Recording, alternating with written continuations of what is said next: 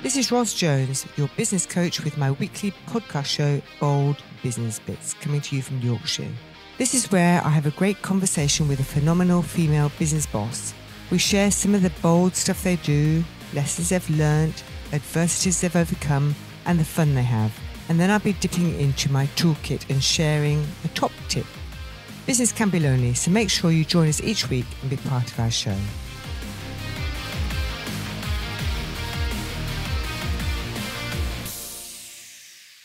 So hello and welcome. This is Ros Jones, Bold Business Bits podcast show, and today I'm delighted to be joined by Deborah Ogden, personal brand guru. Hello, Deborah. Hi, Ros. How are you? Yeah, I'm really good. I'm so pleased and delighted that you could come and join me today. I'm really excited to talk as well, and it's interesting being the other side of the mic on a podcast. Yeah, so, let's see how you do. Well, what I'd love to know, so you have your personal brand business, but I know that you weren't always that. So tell me, I would love to know how you got to become where you are now. Well, it's really interesting because when I'm talking to clients, I always say to people, I think there's this perception that personal brand can be for influencers and it's about a beautifully curated Instagram feed. And actually, personal branding for me is all about who you are and what's got you to where you are now. And it's all those unique strands that we pull together that make us what we are. And I suppose I'm a walking example of that, in that I set off life as a lawyer. So I went to an all-girls school, and it was one of those, you know, I sat in careers and I had to go and get a good degree. So I set off as a lawyer and then qualified and thought, not sure this is for me. But discovered, so I went and worked for management consultants in their employment law department.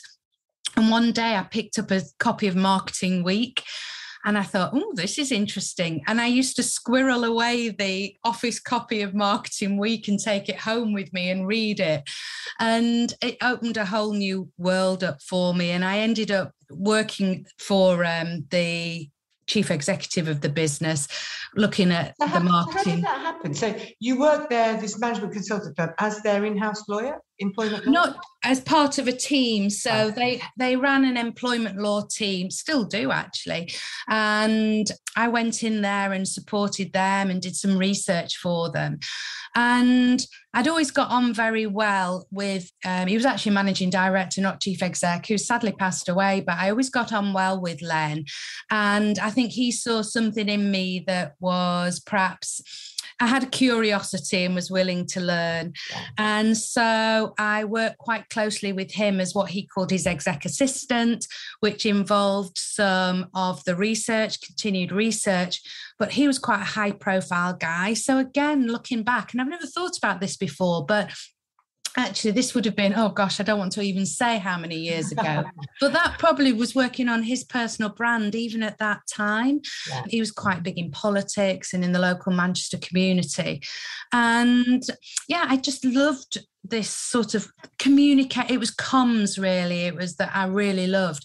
And then I saw a job, and a huge part of my personal brand is sports. I'm a football fan. I've grown up watching football. I watch Huddersfield Town these days as a season ticket holder for my sins, but I grew up watching Manchester United. But I also love cricket. I was at my first cricket match at 3 weeks old. And I saw, my dad and my brother played cricket, and my son plays cricket now. And I saw a job advertised for sales and marketing assistant at Lancashire County Cricket Club, and this was my dream job. And I went along and got the job, and then was there for, I've lost track of years now, about 10 years, but I was eventually promoted to media manager there. In those days, cricket was very different than it is now, and there weren't many female. I was going to say that must have been quite unusual for female. Yeah, there weren't many. The main, I could tell you all sorts of stories, but the main women in cricket were very much in the hospitality side. Yeah. And I was the only female manager, and I was promoted to media manager, but nobody had, I mean, can you believe this? I'm probably going back, 20 years now, maybe a few more actually than that. There were no professional PR and media managers within the sport. So it was just dealt with by the chief exec or whoever. So I was put forward as this first PR and media executive manager at the time, and it was quite controversial, but it was really exciting for me because it pushed me out there, and it meant that I dealt with a lot of the really top sports journalists, and a lot of them are still working today. But going back to the personal branding, part of my role was to decide which of the players, so we had Freddie Flintoff at the time was part of our team, Jimmy Anderson. So it was which players would I take to put in front of the media, but also I looked after their sponsorship as well. So it was which players and their values, their characteristics fit which brand, which really is personal branding, but nobody would have thought about it in those days. So yeah, I loved being at Old Trafford. I loved cricket. I loved being a part of that, hosting international press conferences, challenging at times as well. We had the race riots at the time. So managing the India-Pakistan press conference at the time for one of the World Cup matches was, a real challenge for me. And the skills that I learned then, handling the media, dealing with star players, are absolutely skills that I use today when it comes to working with my clients, whether it's through media training or through how to pitch or how to respond under pressure. So, I took the law, bits of what I did in law, bits of what I did at Old Trafford, and then I worked for CIS for a while, managing their events, and then I went working for a really small local business called Crag Rats that some of the listeners may know. We moved over the border into Yorkshire. Yeah, well done. I know. Well, it's really interesting because my husband works for the BBC in Yorkshire, and it was crazy because we lived in Manchester and I was going to Liverpool at the time. He was going to Leeds, and we just said, this is mad. So, we came over and we've never looked back. I see myself very much as an adopted Yorkshire girl, although my dad would be horrified to hear me say For sure. Well done. You made the best decision. Yeah. And then so worked for Crag Rats, who were a fabulous training organisation. And sadly, they went bump in, I want to say 2010. I might have got my dates slightly wrong there. And I'd always wanted to set up my own business. And everyone thought I'd set up a PR agency. And I just had a bee in my bonnet about, I really believe so strongly that it's not your technical skills, it's who you are and how you show up and how you communicate that. And nobody called it personal branding in 2011 when I set up the business, but that is really what it is in essence. Yeah, who you are. So that's a fantastic story. And would you think now that when you look back at it, as you've been describing it, you make it sound very logical. Did it feel very logical at the time? And was it, did you sort of know where you were going? Really good question. It felt logical at the time. I don't think the move from law felt logical, but actually it's the best thing I did because many of my clients now, so probably 50% of my clients are professional services, and I have a real understanding of the legal profession and some of the challenges that people face within the profession. So that's what I mean when I talk about how your past can really shape who you are today. So it's been, an absolute godsend to the business as it is now. And even that has been organic. It wasn't something that I chased particularly. So it's felt logical at the time, but there wasn't any great end game. Yeah. So no clarity of vision there. It just sort of happened. So tell us more about so personal branding. Let's sort of, what's the word, unpick that or unpack that word there. What does that actually, so why would somebody come to you, Deborah, and who, you say professional services and that's only 50%. So I'm just interested to know why somebody would want to think about personal branding and how you help them. Okay, so for me, there are two parts to this. It's about confidence, so it's about stepping up. So some of my clients will be people who come to me and say, Deborah, I've just missed out on a promotion, or I need to pitch for business. So they may be a business owner who needs to get more clients.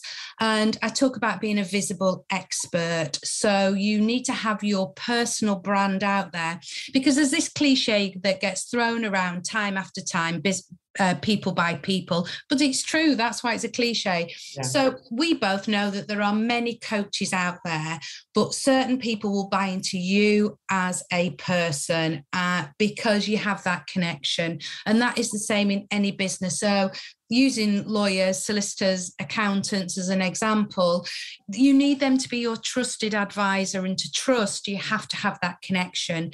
So you need to be putting a brand out there that is authentic. So I think people sometimes think it's fake it till you make it. My version of personal branding is looking at your values, your vision, who you really are, and looking at what you bring, and then communicating that and getting that out there consistently. Yeah. So that people know what it's like in Rosie's world, or whoever, in Deborah's world, so they know what experience they will get when they work with you. So that is for business owners who, I say, need to raise that profile. But some of my clients will be people, particularly in the professional services, but not always, that have been overlooked and they feel they just need to step up and have more impact. So there's the personal branding, and then there's the impact, which is very much about confidence. And at the end of the day, we all want that little bit more confidence, don't we? We all have our wobbles, and that imposter syndrome can sort of sit on people's shoulders. So having a clear personal brand helps you identify and helps you have clarity. Yeah. I'm fascinated. It is fascinating to me. So, do you help people with their clothing and style and that kind of thing as well, or do you send them? It's interesting. So, when I first set out, I am trained in image consultancy, but it isn't something I tend to do these days. I tend to have a couple of style consultants that I recommend. Yeah. So I get a bit frustrated when people think personal branding is just what you wear, or it's just your photographs, or it's just your online presence, because actually your personal brand is the whole experience. So it's how you show up, it's do you return your calls, it's do you smile when you meet people, how you shake hands, what is it like in your world. But how you show up includes, your energy, your attitude, but it includes how you dress. Now, that doesn't mean that you have to always dress in a suit. It's about knowing authentically what suits you and what makes you feel good, but also meets the expectation of your clients. Yes. And when I talk about three things, I talk about clarity, communication, and capitalizing on that. And part of that clarity piece is having clarity of your message. So how do I want to come across? But who am I talking to as well? So who are my tribe, if you like? And then clarity of your goals. And then how you communicate that is through your attitude, how you dress, your business logo, your website, absolutely every way that you show up. Yeah, sounds amazing, and just a huge area. And I'm guessing that it's probably more and more as markets get saturated. It's more and more a way of differentiating yourself by being really clear about who you are, as you're saying.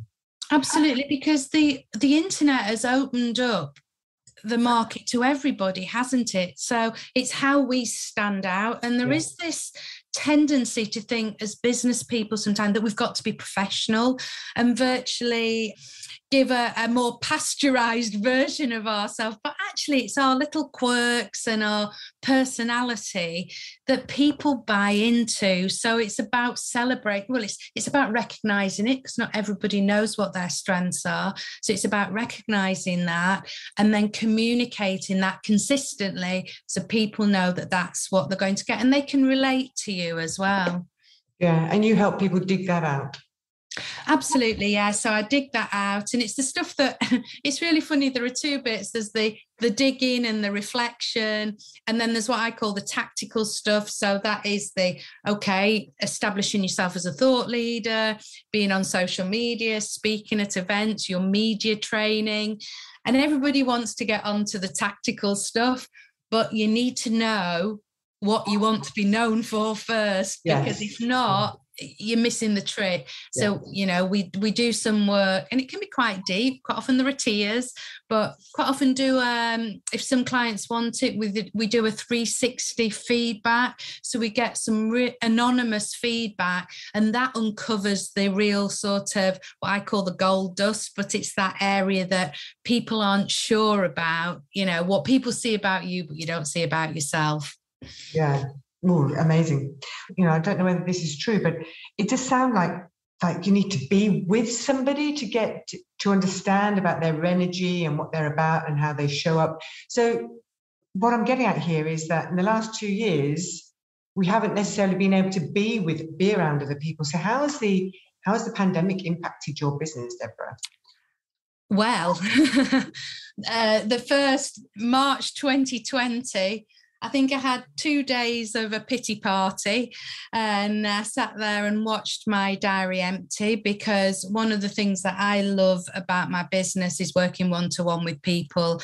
Yeah. So actually in the room as well, in person, a lot of my work is public speaking. So I do a lot of keynote, I do a lot of workshops in person. So sadly, and then coaching in person. So I just watched my work just disappear overnight. And I sat there and thought, what am I going to do? So I did 2 things. I'd already launched a podcast called On Brand With, which is very much about telling people's brand stories. So that's very much, everybody has a brand story. That is their personal brand. So it was about bringing people's stories to life. So I thought, right, this gives me time to go online with the podcast. So I continued with that. And then I'd always wanted an online product. And one of the challenges that you and I both have, and many of your listeners will have, is that if we're swapping time for money, then it's not the greatest business model. And I knew that that was a challenge. And luckily, I had done a lot of work with a lady called Shah Wasmond, so I was ready to look at an online product, and I'd done a lot of the legwork, if you like. And my brilliant accountant said to me, right, I'm going to meet with you every Friday, and we're going to have a call, and I expect this out by May. Come on, we're going to get this done. And so I set up the Impact Club, which is a monthly online membership. And I sat there thinking, and I send out a little pack when people join up. And I sat there with 10 packs on the day I launched, thinking, I hope, I get my 10. And I got 40 people sign up. Wow. And it just blew me away. And it was interesting. I'd done some small videos called On Brand Bite Size. So when Joe Wicks went out to the world, I thought, I'm going to do a bit of this as well.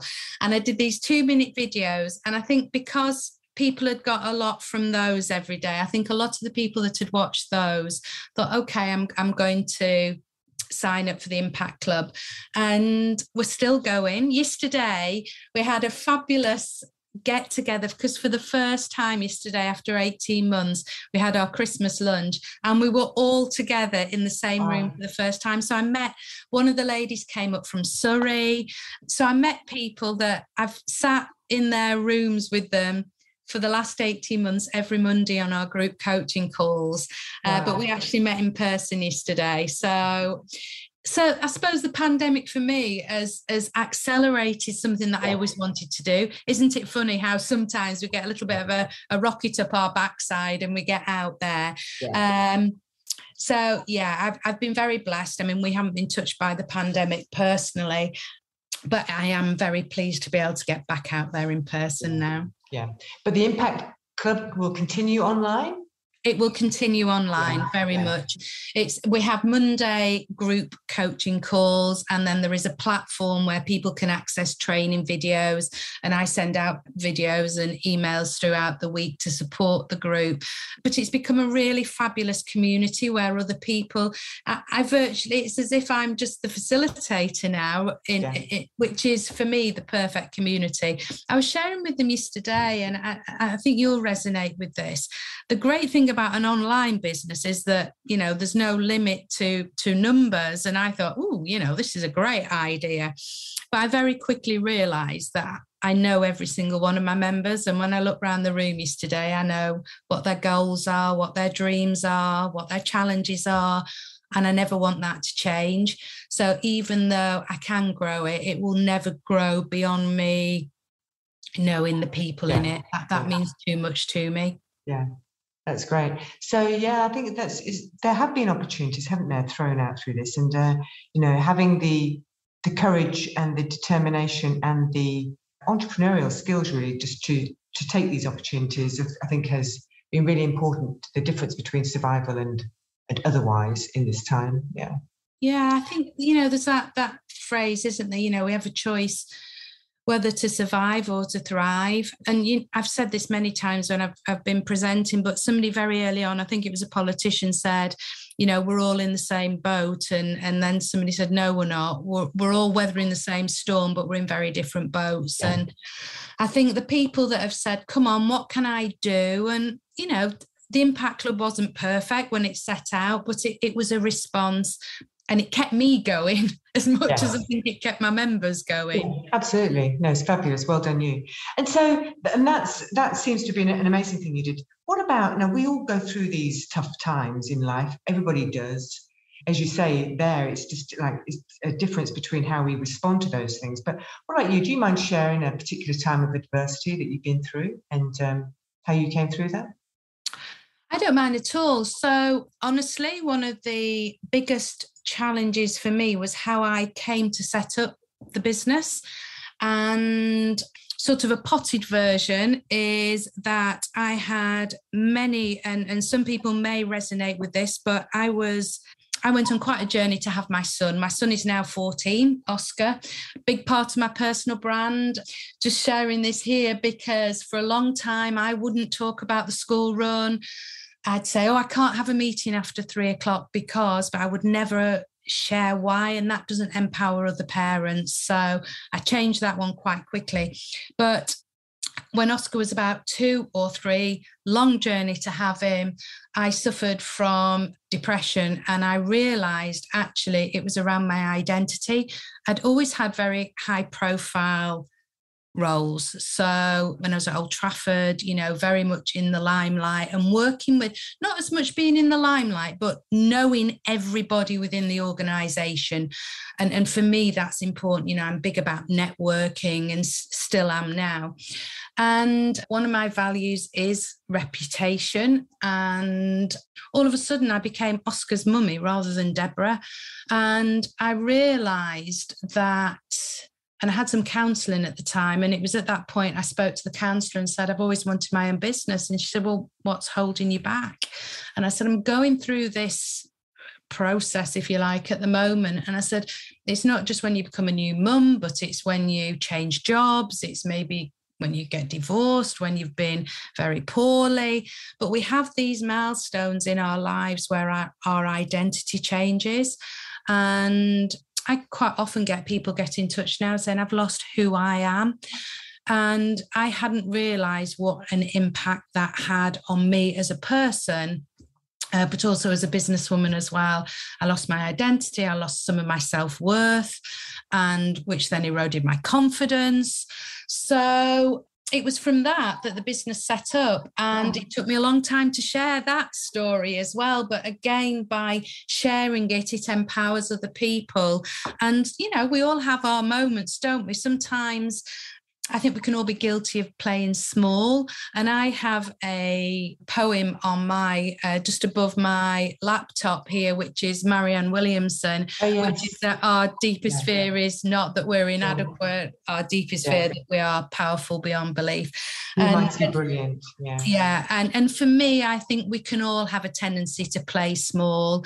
And I think what I've taught myself over the years is that we're not doing anybody any favours by shrinking. Yeah. We've got to go out there and be ourselves and be proud of who we are and recognise our identity and share that and know what your purpose is. And my purpose is that I believe that every single one of us has so much potential inside of us. It's just about unlocking that. And what I went through when Oscar was a baby helped me recognize that and have empathy for people going through that. Yeah, no, I love that. That's really powerful. Thank you very much for sharing that. And that seems a really good place to end our conversation. It's been amazing speaking with you. I love your journey. I love the stuff you've shared. I love what you do. It's just amazing. Thank you, Deborah. Thank you. I've really enjoyed it, Ross. Thank you.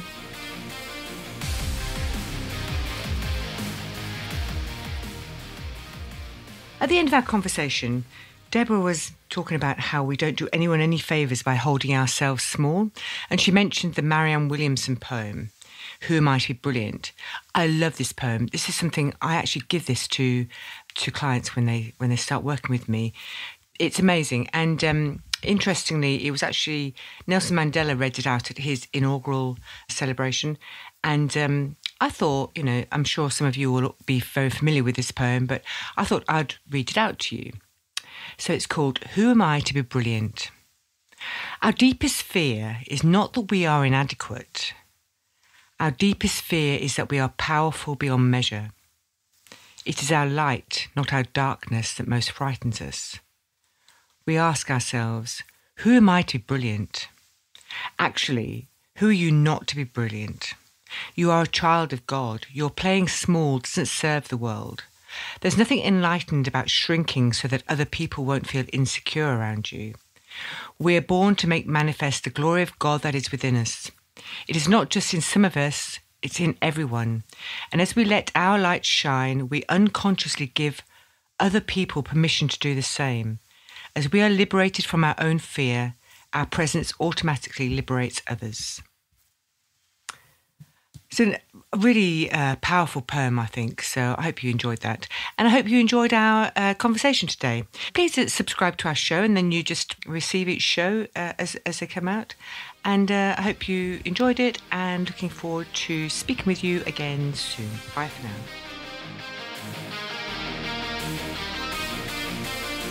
This has been your Ross Jones Bold Business Bits podcast show.